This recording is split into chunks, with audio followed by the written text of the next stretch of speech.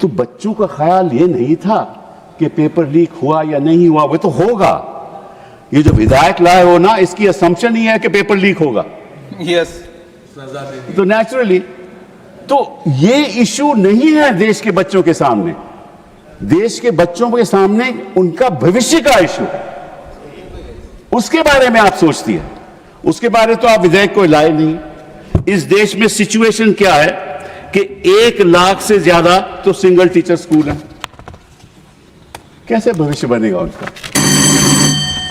2 minute बोलने देंगे sir, 1 minute और कंप्लीट करें। बोलने मैं देखिए, मैं कोई इधर उधर की बात नहीं, समय देन देखिए, देखो और IITs, IIMs, आइसर्स में 28%, 5-6% वैकेंसीज हैं।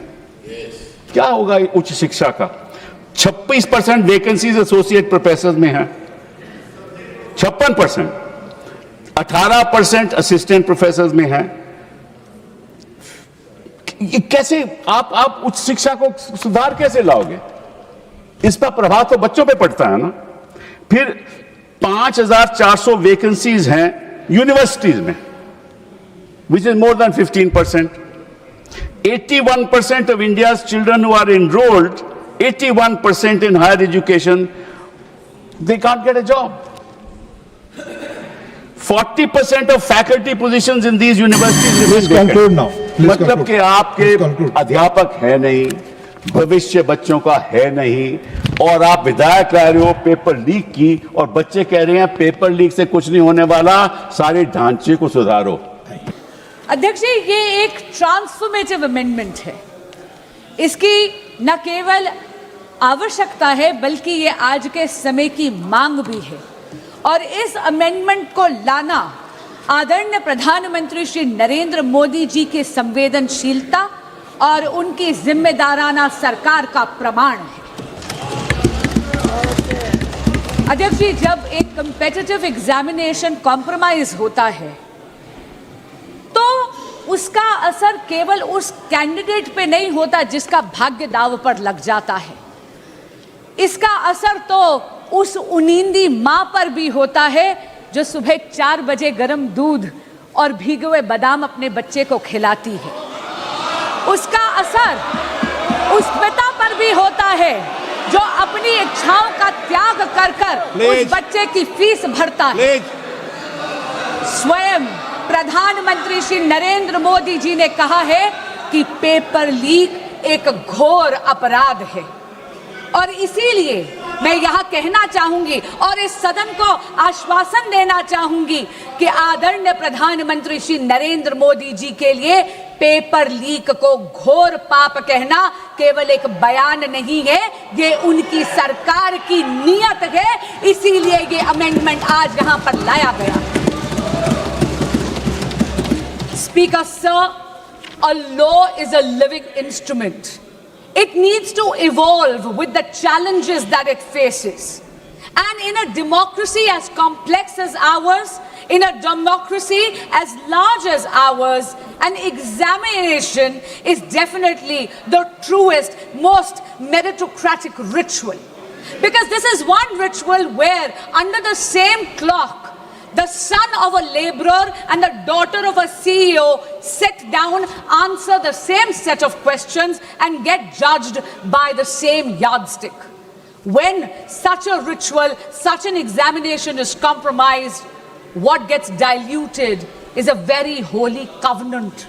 A covenant that binds the most striving children of India. A quiet promise that in India, effort and merit alone shall prevail. अध्यक्ष जी, आज परीक्षा माफिया संगठित हो गया है, क्रॉस स्टेट क्रिमिनल नेटवर्क बन गया है। और ये बिल, ये जो संशोधन आज लाया गया है, ये ज्यूरिसडिक्शन की उलझन को सुलझाता है, उसको समाप्त ही कर देता है। क्योंकि इस बिल में ये प्रावधान है कि केंद्र सरकार एक स्पेशल टास्क फोर्स का गठन कर सकती है इन्वेस्टिगेशन के लिए। और एक बार जांच शुरू हुई तो घड़ी की गिनती चलने लगती है न्याय के पक्ष में। क्यों? क्योंकि ये बिल ये प्रावधान भी देता है कि हर स्टेट और हर यूनियन टेरिटरी में एक स्पेशल फास्ट ट्रैक कोर्ट का गठन हो। यही नहीं, इन्वेस्टिगेशन एजेंसीज को ये बिल ये कहता है कि आपको मात्र 2 महीने के अंदर अंदर पूरी की पूरी प्रक्रिया समाप्त करनी है और स्टाफ जो फास्ट ट्रैक कोर्ट है उसको पूरा का पूरा ट्रायल 3 महीने के भीतर भीतर खत्म कर कर अपना फैसला देना है।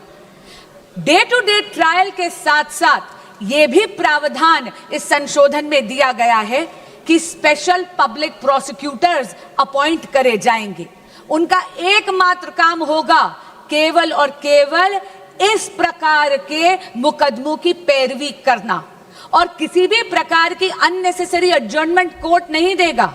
अगर किसी भी प्रकार की एडजर्नमेंट कोई भी पक्ष अगर लेगा तो उसके रीजंस जज राइटिंग में नोट कर कर देगा। और अगर किसी मुजरिम को ये लगता है कि अरे अपील कर कर वहां पर अपील का टाइम लंबा खींच लूंगा, तो अध्यक्ष जी मैं ये कहना चाहूंगी कि उसका भी ये उम्मीद पूरी तरह समाप्त करता ही ये संशोधन, क्योंकि ये संशोधन ये कहता है कि appeal directly division bench of high court को जाएगी, यानी कि जहां पर 2 जजेस न्यायपीठ पर बैठे हुए हैं, और अपील भी मात्र 3 महीने के अंदर अंदर समाप्त कर कर उसका फैसला सुनाया जाएगा। अध्यक्ष जी मैं स्वयं एक वकील हूं, हमें हमेशा एक लीगल मैक्सिम सिखाया गया, justice delayed is justice denied. ये यही आत्मा बन गया है इस संशोधन का, और इसके लिए मैं आदरणीय प्रधानमंत्री श्री नरेंद्र मोदी और एनडीए की सरकार को बधाई देती हूं। स्पीड के साथ साथ ये संशोधन सजा को भी और कठोर करता है। आप ये देखिए कि अगर साधारण अपराधी है तो उसको 10 लाख नहीं 50 लाख का जुर्माना देना पड़ेगा अब, और उसकी सजा भी 3 से 5 वर्ष की बजाय 5 से 10 साल तक बढ़ा दी गई है। अगर कोई सर्विस प्रोवाइडर इसमें जुर्म करता है तो उसका जुर्माना बढ़ाकर 5 करोड़ रुपए कर दिया गया है और 8 साल के लिए उसको डीबार कर दिया जाएगा। और यही नहीं, अगर कोई क्रिमिनल ऑर्गेनाइजेशन इसमें है, कोई संगठित अपराध इसमें अगर पाया जाता है तो मिनिमम फाइन 10 करोड़ रुपए कर दिया गया है और जेल का टर्म 7 से 10 वर्ष कर दिया गया है। And therefore, Speaker Sir, this amendment protects merit, it preserves fairness and safeguards the dreams of India's youth. It provides for expeditious investigation. It provides for time-bound trial procedures while reinforcing institutional accountability across the entire examination ecosystem. This amendment is the product of a responsive governance by a responsible Modi government.